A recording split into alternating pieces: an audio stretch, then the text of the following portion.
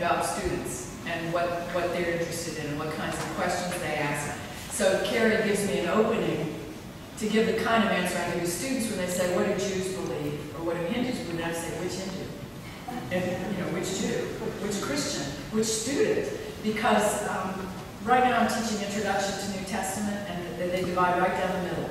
I've got most of the baseball team who are in their first formal religion class, and they are very churched. I think they're entirely, these are young men. Young Christian athletes, very churched. They carry NIV Bibles around. By the way, have you noticed that's another division? The people who use NIVs and the people who use NRSVs. It is the most interesting thing in the world to me. And some of the different understandings we can arrive at because those Bibles translate differently at some very significant points. For instance, but don't let me go off too long on this, when the Greek word deacon is used for men, it is deacon. When it's used for women, it's servant. So this crowd has very tenderly with them, I'm teaching them what it's like to do academic Bible study for the first time and to stay in the text. You're not able to supply meanings from outside the text.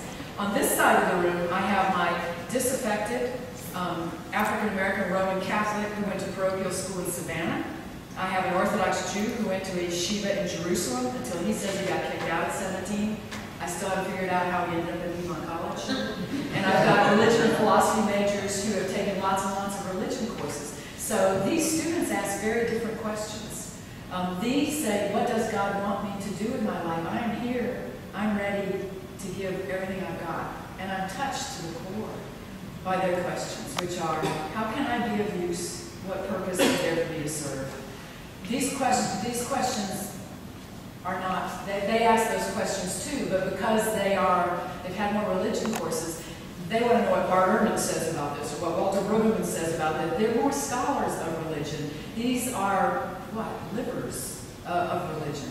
So I've got a wide spread. Sometimes the irony is I became an Episcopalian because I was sort of on the same page with a lot of people theologically, and because it wasn't a doctrinal church, and then I'm in a classroom with people who've got pages all over the place. Some of them don't have any pages. I had one kid who'd never taken a Bible class. He took Life of Jesus. He had never read a word.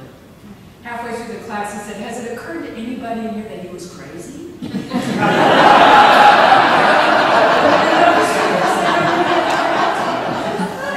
at the end of the semester, I said, so Trey, what do you think? And he said, well, and this one hurt me, but he said, at the beginning I knew I didn't buy this, and I still don't buy it, but now I know why. So that's, I have everything in the world, and it is what keeps teaching so completely interesting semester to semester with that kind of widespread. And I haven't even gotten into gender and culture because they're also international students who bring a whole other flavor. I right now have a student from Africa who is Mormon. He brings several new perspectives.